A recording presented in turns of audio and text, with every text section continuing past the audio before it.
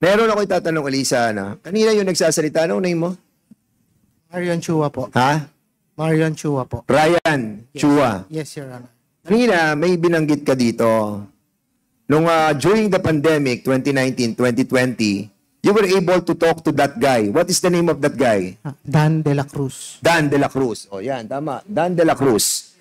At ang offer sa iyo ni Dan de la Cruz for you to join yung kanilang Lucky South 99, di ba? Outsourcing, 50 million.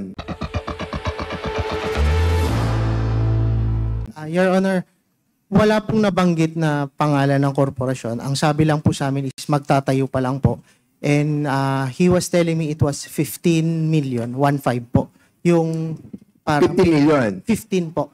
1.5. 1.5. Yung, At tapos sabi nyo, hindi nyo kaya, Opo. tapos 500,000, nag-usap-usap kayo, tapos binigay nyo lahat ng dokumento sa kanila. Pwede you have to give all your documents. Hindi naman pala kayo sasama. And as a matter of fact, no? Edgar. Edwin, Chua. This was during pandemic. no, Your Honor. Sabi mo kanina, pandemic, nandun kayo sa parking area. Don't lie. Your Huwag ka Honor, magsisinungaling because you are incorporated now dito sa Lucky South 99 Corporation. You were offered Lucky South 99 Outsourcing Incorporated during the pandemic noong 2020. And now, 2023, doon kayo sumama sa Lucky South 99 Corporation. Your Honor, nakilala ko po yung Dan de la Cruz nung pandemic kasi bumibili po siya sa akin nung Battle Tuyo ko po. Last year lang po niya ako in-offer, binigyan ng offer nung nagkita lang po kami ulit sa may parking lot. Sabi mo kanina, pandemic kayo, nakita sa parking area. Nagkikita po kami sa parking area para bumili po nung paninda ko na Battle Tuyo po. Doon ko po siya nakilala. And then, in-offer po niya sa akin yung bagong corporation daw po. Last year lang po. Well, yan ang alibay nyo ngayon. Ano po yun? Yan ang alibay nyo ngayon. No, Your Honor, yun po yung katotohanan. Kasi, Last year, July 2023 lang po niya ako sinabihan, Your Honor. Anyway, so, ako, basically, I don't know with the body. So, Congressman Flores, please. Thank you, Mr. Chair. Mr. What's your name? I'm sorry. Please state your name. Marian Ryan Chua po. Okay, Mr. Chua, do you know Cassandra Leong? Nakita ko po siya sa video conference call by Mr. Dan de la Cruz po. And when was that? Nung November, nung nag-meet po kami ni Mr. November of what year po? 2023 po. 2023, November 2023. So you had a video call with Cassandra Leong. Yes, Your Honor. And the nature of the call was what? Doon po inintroduce sa amin ni Mr. Dan de la Cruz na si Miss Cassie Ong po ang boss niya. And doon po sinabi niya na magtatayo nga ng korporasyon. Doon na po siya nagbigay na, yun nga, pinipilit na kami magbigay ng pera na sabi po namin, wala po kaming pera pa. Wala, but you're not personally friends with Cassandra Leong? No, Your Honor. First time lang po namin nakita siya via video conference call using Mr. Dan de la Cruz mobile phone po. Was that the only conference call that you had with Cassandra Leong? Yes, Your Honor. Was that the only conference call that you had with any other officers of Lucky South 99? With Miss Cassandra Ong lang po. That's the only time. That's the only time. Yes, Your How Honor. about meetings with other persons connected with Lucky South 99? No, Your Honor. Yung sa parking lot, ano yan? Kay Mr. Dan de la Cruz po. And how is he related with Lucky South 99? Hindi ko po alam, Your Honor. So he just brings up to you the idea of Lucky South 99 or forming a corporation without you knowing that he was part of Lucky South 99. Is that correct? Your Honor, ang sabi lang po niya sa akin is new corporation po. Wala pong nabanggit na Lucky South 99 or any name of corporation. Okay, now let me ask Pao. Sir, what information do you have about the knowledge of these persons as far as the Lucky South 99 Corporation is concerned? As far as the Philippine incorporators are concerned, we are fairly convinced that they knew what they were entering into. Sir, look at it, Congressman. Cassie Lee was able to establish a mansion worth 2.5 billion pesos. And here is someone peddling a story that Cassie Lee was trying to entice them to invest for 15 million. Cassie Lee could easily afford 15 million, just like that. We don't buy the story. We will charge them po. Mr. Chair, may I interject in relation to this? Go ahead po, sir. Okay. Okay lang yun. May busy. Anyway, I'd like to ask Ms. Paterna, no? Ikaw ang corporate secretary. You were the ones that filed the incorporation papers, di ba? Si attorney po yung nagfa-file. Yes. And hindi ikaw ang nag-file. Hindi po. Nagpipirma lang po. Nagpirma ka lang. Opo. Okay. Who told you to sign? Sa law firm po ng attorney. So therefore, it is the law firm that told you to sign. Yes po. Tumatawag po sila pag may mga kailangan po ako. And you do not know who the owners of the corporation is. Hindi po. Now, let me, pwede mo tanong uli. Let me ask, Attorney Roque, you are the lawyer of Whirlwind, Yes, right? Your Honor. Okay. For the ejectment case. For the ejectment case. Yes, Your Honor. So, you do not even know this Lucky Corporation here. Wala po. No contact whatsoever. Kaya nga po, vehement ang denial ko. Kahit anino, wala po ako nakita. Itong mga naririto po, hindi ko po sila kakilala, no? Kaya nga po, ang kakilala ko lang is yung Whirlwind, no? At yun naman po ang dokumentado na talagang umapir ako sa hukuman. Hindi po talaga madidinayan at nakipagbalitaktakan ako sa ngalan po ng Whirlwind. Hindi ba sa inyo nagkwento ni Cassandra na mayroong Lucky South 99 Corporation?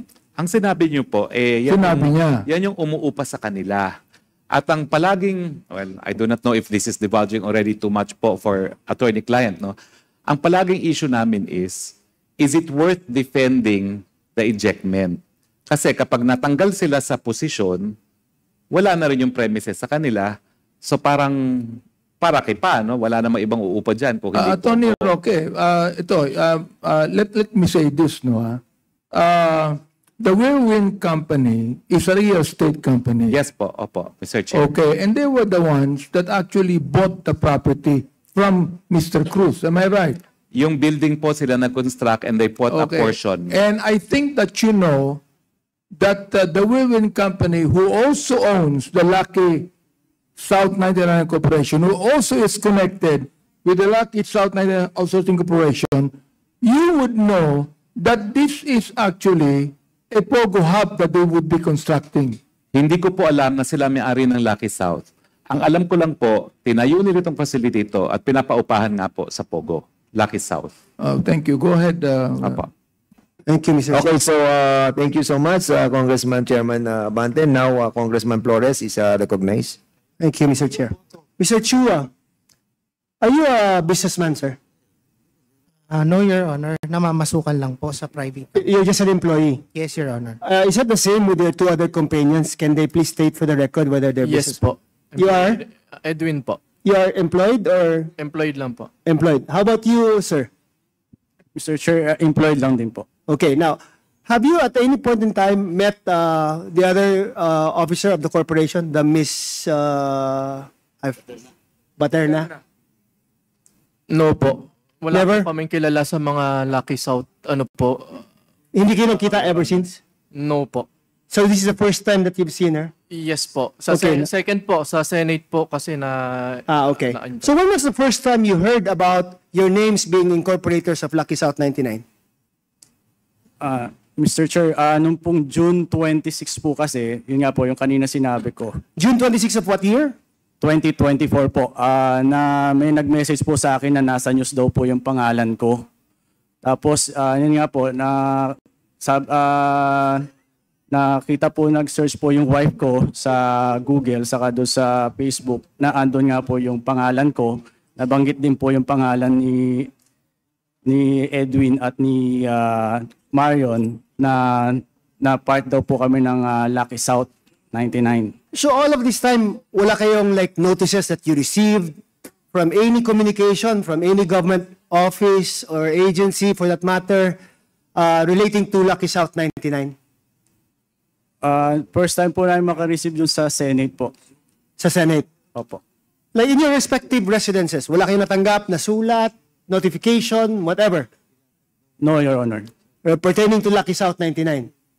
Wala po, Your Honor. So when you found out in June of 2024, sabi nyo, na enrolled kayo sa Lucky South 99, when did you decide to file a case against the incorporators of Lucky South 99?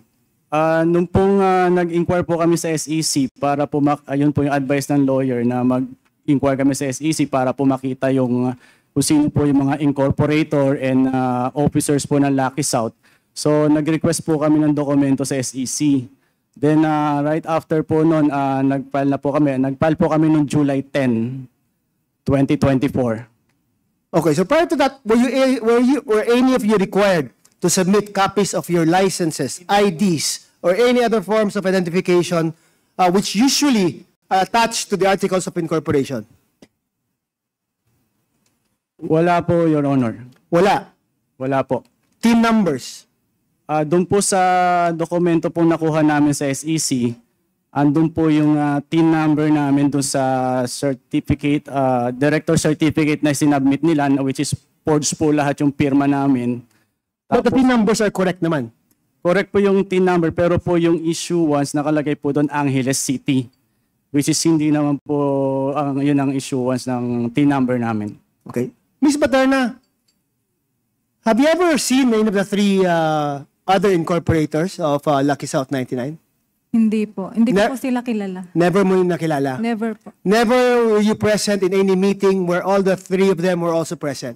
Never po. Never. Ikaw lang yung nasa office palagi. Opo. Ikaw lang yung nauutusan ng mga persons running Lucky South 99. Yes po. And you never got a call, text, message, or anything from any of the three persons involved?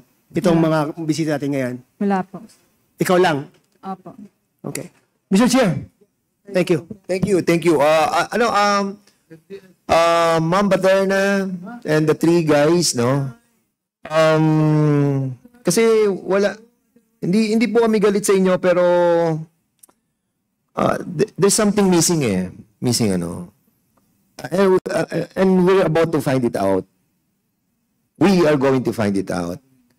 For now, the motion will be withdrawn to cite you in contempt. I think we have to withdraw that. Point of order, Mr. Chair. It should be me that should withdraw the motion, not the chairman of the committee. It should be me.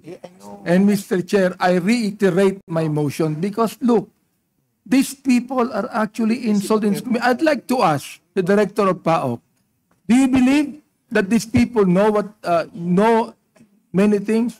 Naniniwala ba kayo na may alam itong mga to?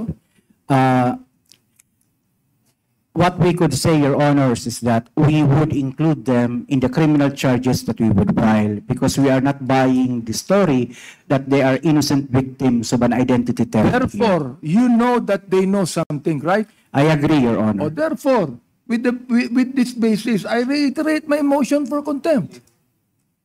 Okay. I am just a chairman and we have members and I respect the decision of the members on this. I'm telling you, guys, we have to find out your the veracity of your statement regarding your employment. We have to see kung can you kindly submit all your documents pertaining to your being an employee? Katulad nung si Chua, nagtatrabaho daw siya sa appliance center sa Anson. Is this true? Yes po, Your Honor, pero kaka-resign ko lang po. Wala kang properties, wala kang sariling bahay, wala kang sasakyan, Actually, How old are you? Magpo-48 po. 40. 47, going 48.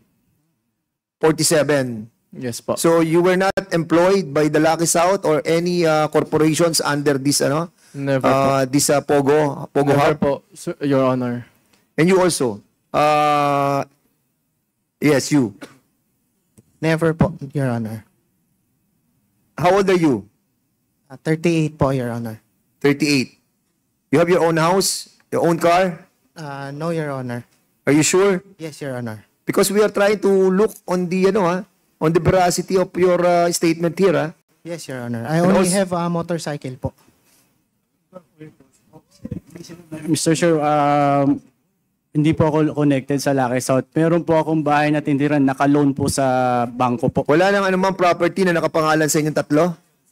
Wala po, Your Honor.